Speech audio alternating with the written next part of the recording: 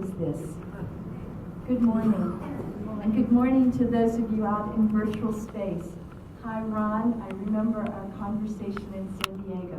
I was actually thinking about it this morning, so I may tell the story. This is a wonderful opportunity. Mary said yesterday, the day before, why did I say I was going last? You know, I'm always last. My name starts with a W. So I am actually quite delighted to be last because I get to weave with Sheila and Ken and Mary and Harleen and David.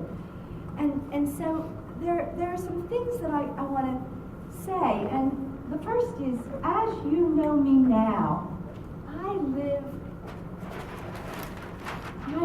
here. This is where I live.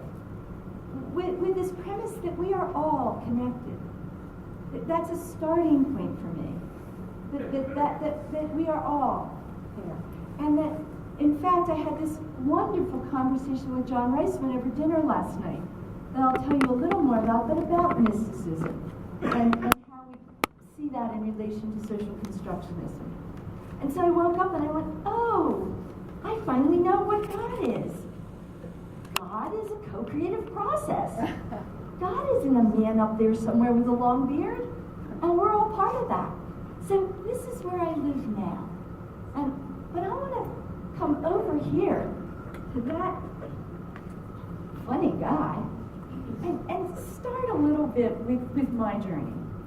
I had an interesting kind of along the way, and I want to begin with a phrase that I actually think may come from Frank Barrett, but I'm not quite sure where it comes from. Because those of us in this world of appreciative inquiry, we tend to speak in the plural, we, and we tend to use the same language. Isn't that how communities of practice are? But we use a phrase called words create worlds. And that notion of words is an important one. It's been important to me. I grew up with two grandmothers of just amazing impact on me. My Italian grandmother didn't speak English. The little bit that she knew, she learned by going to movies. And so I have a comfort being in worlds, places where people speak a language and I don't have a clue what they're saying, but I totally understand what's going on. It's an odd sensibility. And I had another grandmother who was a cleaning lady. And you know how the rich people give broken things to the people who are their cleaning people? So she always had a story. Something was given to her by Mrs. Jones or Mrs. Smith, and it's so valuable. And so she was a storyteller par excellence. So I had this one grandmother who just said, go to school, get an education. And another grandmother who just told stories. Everything was a wonder in a story. And I went off to college and thought that I wanted to be a lawyer. Perry Mason, a defender of the underdog. I wanted to be a lawyer to fight for the good. And I was a debater. Anybody here a debater in high school or college? And I came upon a professor who said, you know, whatever the issue is, you will argue both sides. And by the way, you'll use it with the same data. So you get a kind of sense of irreverence for reality. That you're going to learn to make arguments using what's considered evidence and data. But you're going to go either way with it. And that was kind of interesting. You know, there's no right. We're going to kind of make it up. And it had enough competition for me that it had my attention. You know, if we could put together a good case, we could win. And so words and the way we put them together became very interesting to me. I was in communication, and so my entryway into constructionism. I had another professor who, at the time, there were these categories of communication: informative communication, persuasive communication. And he said, there's nothing but persuasive communication. Everything we say or do is having an impact, an influence. We're in this always creating, as Ken said, confluence. We didn't have that wonderful word at the time. But we're always, and so with appreciative inquiry, we say there's no neutral questions, that the questions we ask are fateful. So the other thing that was intriguing to me early on in my life was that I studied rhetorical theory, and I studied the contemporary rhetorical theory, the women's movement. And there was a time where a book and a phrase sort of was transformative. The phrase, sisterhood is powerful. That phrase made a difference. And I thought, wow, is that a metaphor? Is that what we mean? But what happens that a whole groups of people coalesce around that phrase? Another one, black is beautiful. These phrases emerge somehow through somebody saying them, writing them, but there's something about the time and the place and what's happening that then they begin to carry and give new possibilities for people. And so when we understand language as a part of our constructionist toolkit, maybe, we understand that it liberates certain possibilities and it limits others. But to that question of liberation and what stories do we tell has been important to me. So I've been very intrigued with that. And along comes appreciative inquiry and this notion of inquiry. Now, I didn't grow up implicitly curious. I grew up with a Marine Corps father in an Italian family. There's just a little bit of authority there. Oh, and let's add that I'm the eldest and the only girl with 3 brothers. And so before all this happened, was a very authoritarian kind of world. And so then I get into these worlds when my son was in law school, and he's in a study group, and they're working together, and they're writing papers together, and they're taking tests together. I said, when I went to college, that's called cheating. And now it's collaborative learning. So this move from the individual and the sort of authority top down, has been growing. And I think we're all living in that, in the story that Ken told. The other thing that was intriguing to me about my life, how many of you have cereal for breakfast? And you grew up in cars. When you were a kid, did you ever know that they were created by corporations? I had no idea that I'd be working in these large entities called a corporation. And so I was in graduate school and I'm studying communication, but I got interested in these bigger things. So I sort of then studied in the School of Business and organizational theory. And I began to wonder about the bigger things. So my own curiosities have always been what we call large scale. And I know that there are some of you here who work in organizations with all of these wonderful ideas and practices. And there are some of you who work about the organization. And that's how I would kind of talk about my work. It's not within the organization, but it's about the nature of organizing an organization. So words are one of the important bits. Words create worlds.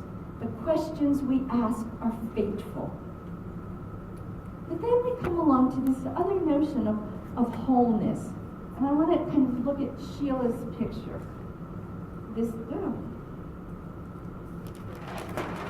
Thank you both for making these beautiful illustrations of what I wanted to talk about. So I live in a world where this picture of Sheila's, this would be called marketing. This is probably called engineering. We might call this HR, human resources. Or in another organization, we might call this the Muslims. And we might call this the Catholics. And over here we have the Protestants. And you know how it goes. And so all of these conversational cycles, coordinated cycles are going on. They're going on in each of us. They're going on out in the world. And that's kind of organizing. Now, David talks about wholeness, we talk about wholeness. I wonder what it means to be attending to the whole. And I want to give you an example. Again, you know, in appreciative inquiry, we talk about the whole system in the room. And we mean that. I mean everybody. Everyone whose future it is needs to be in the conversation about the future. You know, otherwise we're just doing that same old thing where a few of the people are creating the future and trying to roll it down, cascade. I always call that steamrolling, rolling over people. So here's a story. Some of you may have heard this. Got a phone call from a young woman who worked for the Idaho State Department of Education. And she said to me, we need an appreciative inquiry summit. Now that always makes me nervous when somebody wants appreciative inquiry. Like, what for? Why? Because again, these are ways of working, but we just don't do it for the sake of doing it. And she said, well, here's the story. I work for the Department of Education. We're in a state that happens to have a very good school for students who are deaf and blind. It's one of the best in the country. Families move from other states to come and have their students, their children in this school. And a couple of years ago, one of our state legislators was at a party, maybe had a little too much to drink, and made a comment, you know, we should close the school. We could probably save money and provide the services in another way. That comment, innocent that it may have been, somehow got into the newspaper. And then it became reality. And we're 2 years later, and there is nothing that they seem to be able to do to end this myth. There is no actual conversation about closing the school. There are no plans to do that. And yet, teachers are leaving because they're afraid of their jobs. Families are moving away because they think the school will close. And it's just a story that got started. So they feel like they've got to bring everybody together. And they've got to help change that story. So who would you bring together? Who are all the stakeholders that have to be in the room in a situation like that?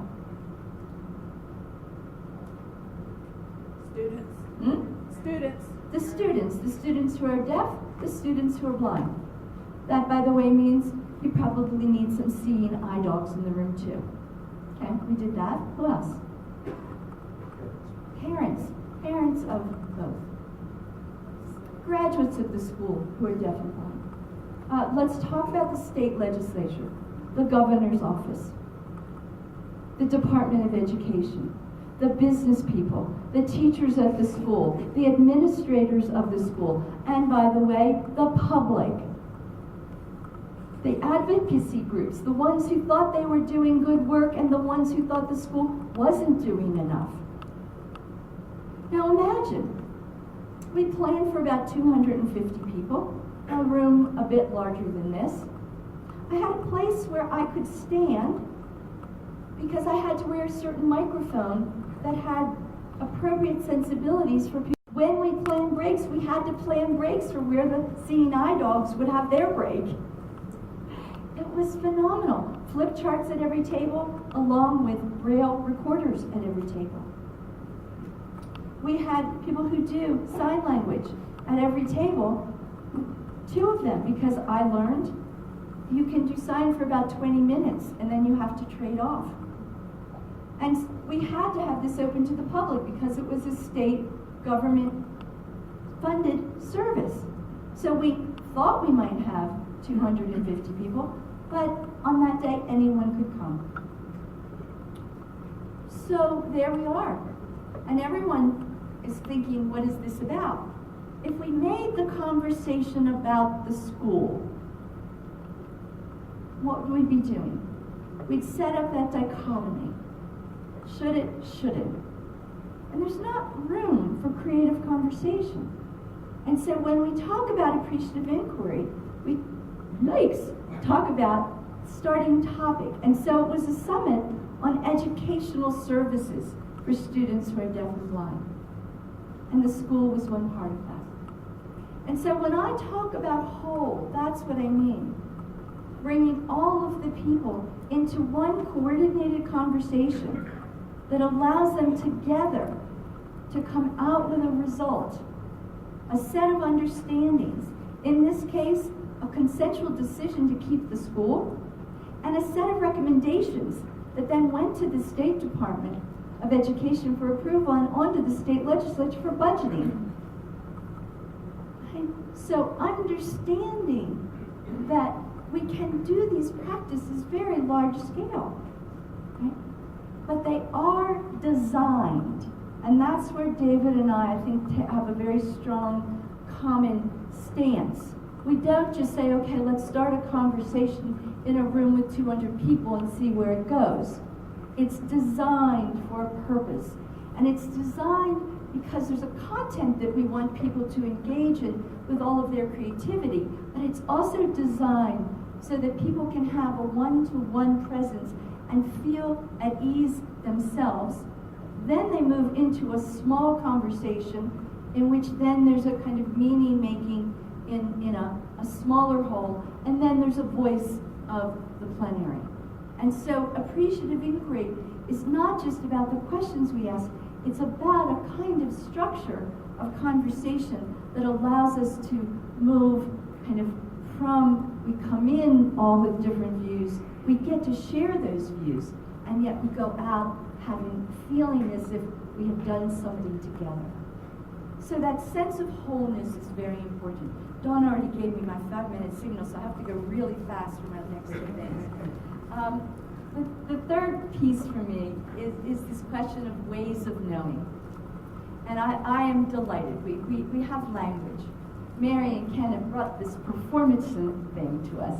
We have ways of expressing and ways of knowing. Sarah's in the back. She's bringing us the artist as not only a way of knowing and a way of expressing, but another kind of vocabulary. I want to put forth yet one more. And I want us to consider, and this is perhaps my edginess, Ken, out here, that we might consider a contemplative constructionism. That there are, for some of us, a kind of contemplative nature in which we do have that relationship with the mystery. That as soon as you think you got it, it changes. You know, that's kind of one of the natural laws.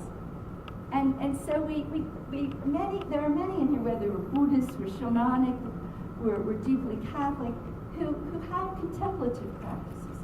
And I think that they're an equally important way of knowing and way of expressing into a whole conversation as language and performance and art. And I have one more little idea that's going to be really fast, and that is the final bit for the future is another W, and that's wealth. And I think, I hope that we continue our explorations on personal dignity. What is it that helps people feel that they are worthwhile?